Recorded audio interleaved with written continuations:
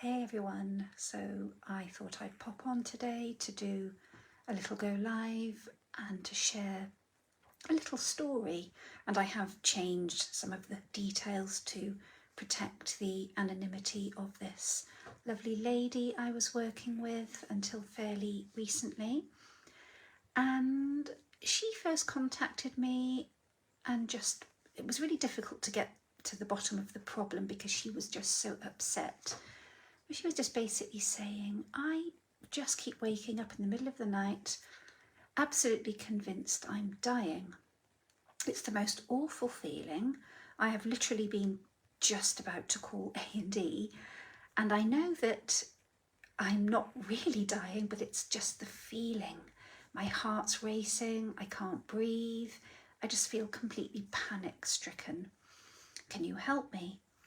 And of course I said yes, because I work a lot with symptoms like this extreme panic, this extreme feeling of anxiety.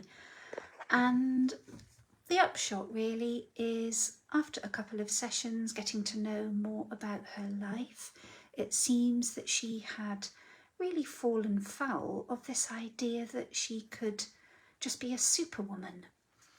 And I think many women fall into this trap, this completely illogical trap, where you seem to be holding down a full-time job, or maybe it's a career. You're perhaps in the upper levels of management or at the pinnacle of your career, and that's wonderful.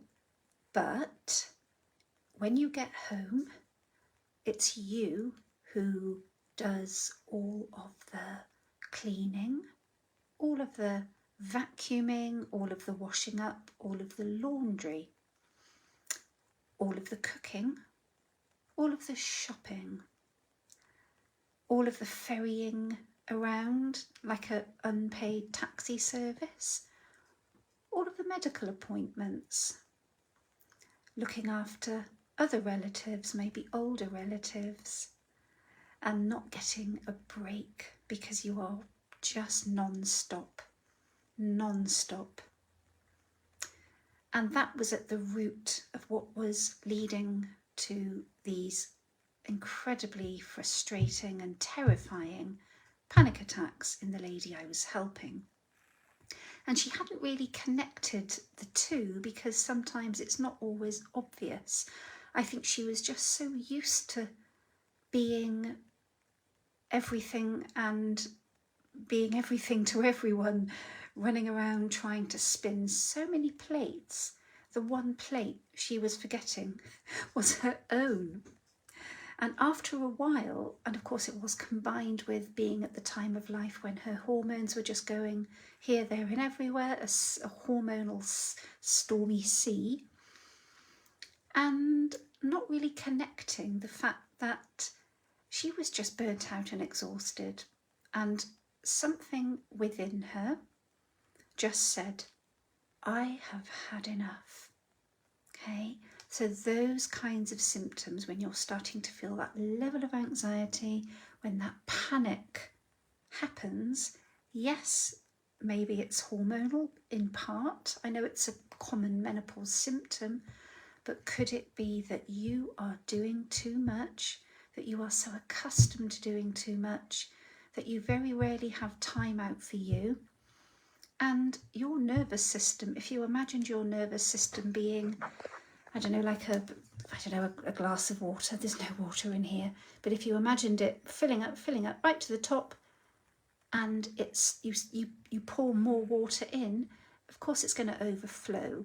So you have this overflowing system, and what tends to happen is that just by having too much going on, it will aggravate a part of your brain that is designed to keep you alive, keep you safe. It's called the amygdala, and it will be so hypervigilant, so hypersensitive, and many of us are running on this low level of fight or flight all the time without even realising it.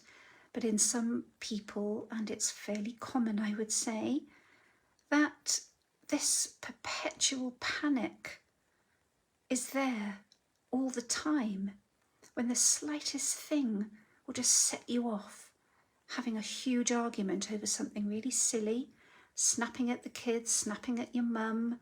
Maybe they deserve it, I don't know. But do you see what I mean? So it can creep up. And those feelings of just, that she was describing, the feeling that she was dying, that was her, the part of her mind responsible for survival going into a complete meltdown. And a panic attack can feel like you're dying. So really what I'm trying to say in this go live is it does not have to be this way. And if you recognise yourself in this, things can be different. And I know I can hear you all say, but no, they can't, because who's going to look after so-and-so or do the shopping, do the cooking and blah, blah, if it's not me. Okay, so fine, you can carry on like this until, you know, until maybe you make yourself unwell, or you can try something different. And getting some help to not only help you relax and get clarity and help you get things in perspective and maybe look at your life in a way that is objective. So you can start to look at ways that things could change. And if you scratch beneath the surface, maybe there are fears there. Oh, I couldn't possibly ask for help because it makes me look weak, or, you know, I might upset somebody. I like to be needed. There's a whole load of other unhelpful beliefs running in the subconscious level that maybe is keeping you in this trapped place. But it doesn't have to be this way, is really what I'm saying. And if you yourself have been experiencing these terrible symptoms of anxiety, please get in touch. I offer free consultations, and there's no obligation to sign up for therapy, but I think you'll be quite glad just to have a chat, and I can explain more about what I do. Okay, bye for now.